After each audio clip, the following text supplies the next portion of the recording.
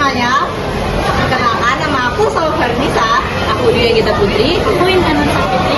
Jadi di sini kita ingin membuat video sejarah tentang dampak dari penjajahan dikaitkan dengan keadaan Indonesia saat ini.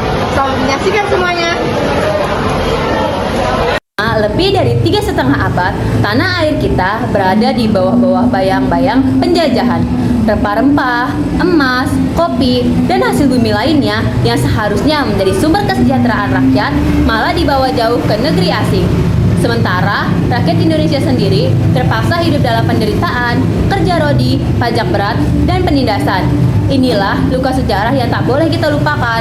Bung Karno pernah berkata, bangsa yang besar adalah bangsa yang tidak melupakan sejarahnya.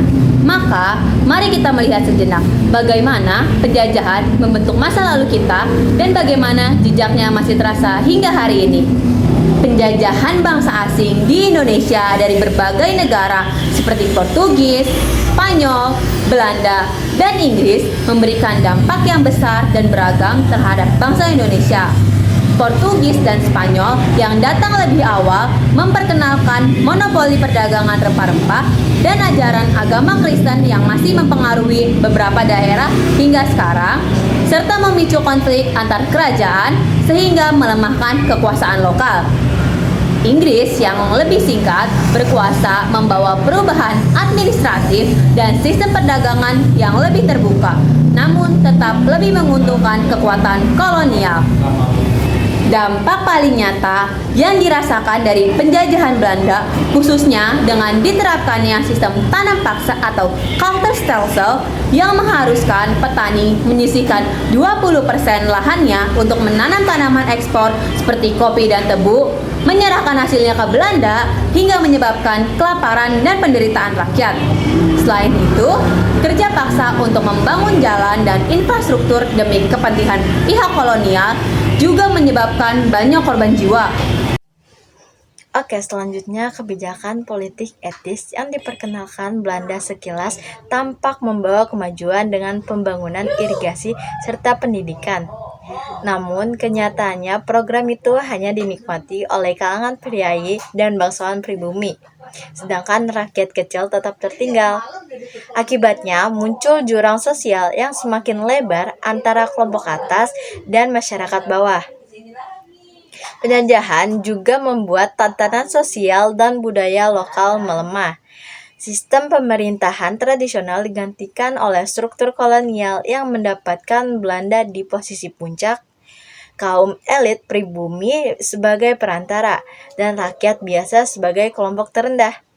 Meskipun Belanda meninggalkan beberapa sistem seperti administrasi dan infrastruktur modern, warisan kolonial berupa eksploitasi ekonomi, ketimpangan sosial, ketergantungan terhadap negara asing, dan perpecahan antar kelompok masyarakat masih menjadi beban yang dirasakan hingga kini. Setelah Indonesia memproklamasikan kemerdekaannya pada 1945, dampak kolonialisme tidak serta-merta lenyap.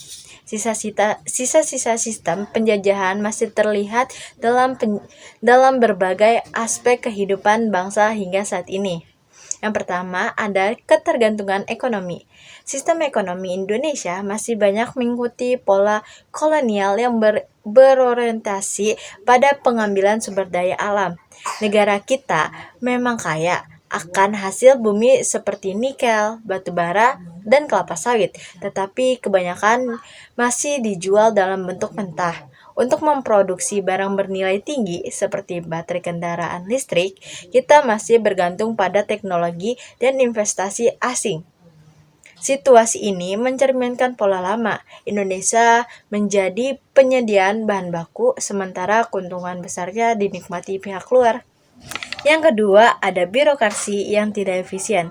Struktur birokrasi yang kita warisi dari masa kolonial dulu bertujuan untuk mengontrol rakyat dan mengumpulkan pajak.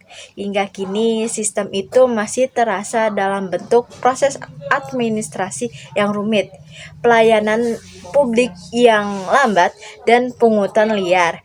Bukannya mempermudah masyarakat, birokrasi seringkali justru menjadi penghambat dan beban bagi warga negara. Selanjutnya yaitu yang ketiga, ketimpangan pembangunan pada masa kolonial. Belanda memusatkan kekuasaan dan infrastruktur di Pulau Jawa, khususnya Batavia. Hingga kini pola itu belum banyak berubah. Lebih dari separuh ekonomi Indonesia masih terkonsentrasi di Jawa. Sementara di daerah-daerah lain, terutama wilayah timur Indonesia, masih menghadapi keterbatasan infrastruktur, pendidikan, dan layanan kesehatan. Mentalitas sosial dampak penjajahan juga terlihat dalam pola pikir. Penjajahan menanamkan rasa rendah diri, seolah-olah bangsa kita lebih lemah dari bangsa asing. Hingga kini, sebagian masyarakat masih menganggap produk luar lebih baik daripada produk dalam negeri. Padahal, banyak karya anak bangsa yang sebenarnya tidak kalah, bahkan bisa bersaing di kancah dunia. Dari sini, kita bisa melihat bahwa penjajahan bukan sekadar peristiwa masa lalu. Ia meninggalkan jejak panjang yang masih terasa dalam sistem ekonomi, birokrasi pembangunan, bahkan cara pandang kita terhadap diri sendiri. Merdeka bukan hanya bebas dari penjajah asing.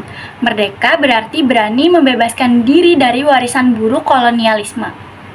Merdeka berarti membangun ekonomi yang mandiri, birokrasi yang melayani, pembangunan yang merata, dan bangsa yang terpercaya diri pada kemampuannya sendiri.